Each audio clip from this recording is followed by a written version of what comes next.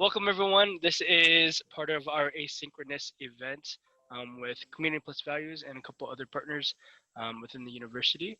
Today we're talking about resilience and growth mindset, and we have Dr. Michele Tyson, Clinical Assistant Professor of Higher Education, with us. So we're super glad that she can come and talk to us about this topic. Do you want to introduce yourself? Yeah, absolutely. So as John mentioned, I am a faculty member in the higher education department in the Mortgage College of Education. And I'm excited to talk about this topic as not only a faculty member, but as somebody who used to supervise individuals and new professionals, as well as a parent. So I'm hoping that we can maybe touch on all those different areas. Yeah, we're excited to have you. So we're just going to jump into it. So the first question I have for you is, how do you define growth mindset, and how have that definition impacted your personal or professional life? Yeah, that's a great question. And when I first started thinking about how I define it, I was trying to remember where I'd even first heard of the concept of growth mindset. And I realized actually that it was 4 years ago when my son was in third grade. And we went to the back to school night, and the teacher introduced that he believed in having a growth mindset, and that was his philosophy for teaching third grade. And at the time, my son struggled a lot with handwriting. And he just kept saying, like, I can't do it, Mom. I can't have good handwriting. I'm not good at writing. And his teacher helped him realize, like, it's not that you're not good at writing. It's that you write in a way that we all need to learn how to read. And also, if you don't think you have good handwriting, it's not that you don't have it. It's that you don't have it yet. And our goal is to get you to where you are happy with your handwriting. So that was where I was first introduced to the idea of growth mindset. And that has me thinking about, it's not about what you can't do. It's what you can't do yet and what you're learning how to do in the future. So that's the way I would define it. Perfect.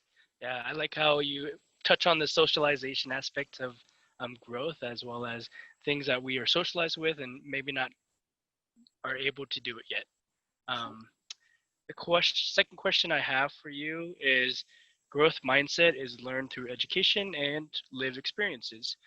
As a faculty member, how do you create a culture of growth and growth mindset in the classroom? I like to think that I do this by acknowledging that I do not know everything about the topic that we are discussing, and by really setting the tone early on that we are all in a learning community together. We all have room to learn. We all have something to share. And so that second step of that is really emphasizing the piece that we all have something to share. For example, in a class that I'm teaching right now, leadership, we all have something to bring to that class, whether we've been as a leader or we've seen leadership, we've seen good leadership, bad leadership. We all have something to bring to that classroom to contribute to the conversation. And I think that the way that I approach it is the person who comes in having only experienced having a good leader has just as much to share with the class as the person who's come in having 15 years of actual leadership experience. And how we bridge those different experiences in the classroom together. So acknowledging everyone's got something, everyone's got room to grow and room to learn, and acknowledging that we together in that room have the shared expertise that we can learn and grow and expand our thinking about that particular topic in a variety of ways. And I would say that as a challenge in the classroom with that is that often in the kinds of topics that we are talking about in the higher education program, we have this really interesting, my guess is that this is not unique, but we have an interesting combination of students in the class where we're talking about topics that for some, it is the first time that they are having these conversations or being exposed to these topics. And for others in the very same classroom, we are talking about experiences that define their everyday life experience, right? So we have a topic that some people know nothing about and some people know everything about. And we have to figure out, how do we bridge those two knowledge sets together so that each person's getting something out of it. And I think that's where the growth can occur. We have somebody on this side who's learning about the life experiences of others, and we have someone on this side who's learning how to maybe share their life experience in a different way, or how to help others kind of advance their thinking and their understanding. So hopefully everybody's growing as we have those tough conversations in the classroom. Yeah, and I agree with you. I really like how you hit upon between the lived experiences of some, as well as like new content that are they're learning in textbooks, or they're learning from other peers, right? So we have this community mindset that we have in growth, as well as individual growth mindset. So thank you for hitting upon that. Absolutely. Yeah, so the last question I have for you, so as we try to understand the depth of growth mindset, what are some suggestions that one can take to further advance themselves in this topic? You know, when I was thinking about this question, I think a lot just about a personal goal or challenge that I have had in life.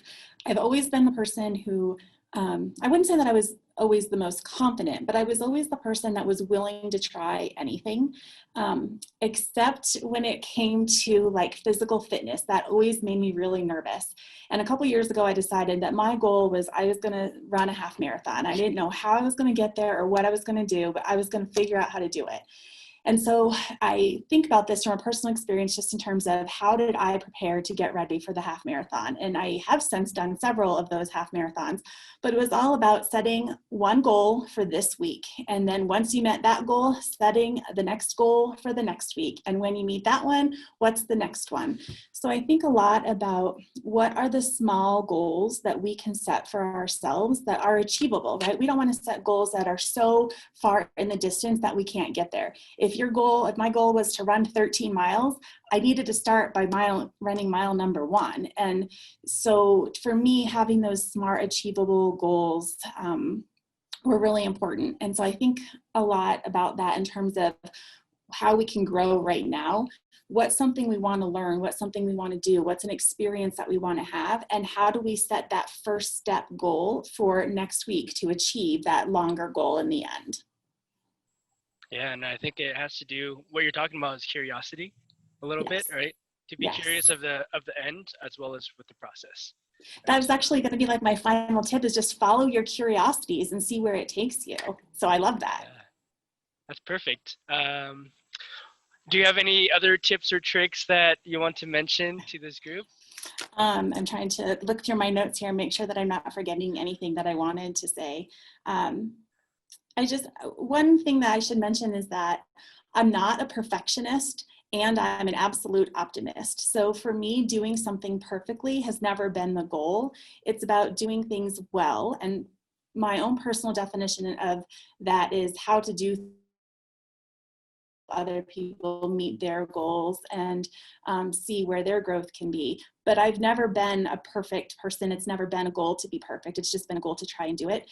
And at the same time, I'm an optimist. Like, I really believe that anyone can do things, right? And and often I think my goal is to then help move some of those barriers out of the way to help people achieve what their goals are.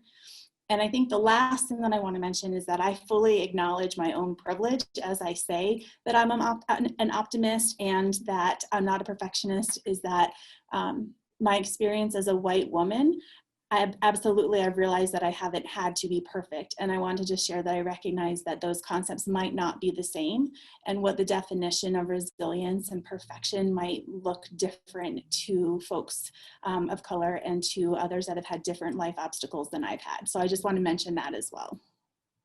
Great. Well, thank you for speaking with us today. Really appreciate your intellectual thoughts, as well as some of this conversations that we had today. So after this video, we do have some discussion points that we want you all to engage in, so look out for that. Again, thank you, Dr. Michele Tyson, for having a conversation on resilience growth mindset. Yeah, you're welcome. Thank you for the opportunity.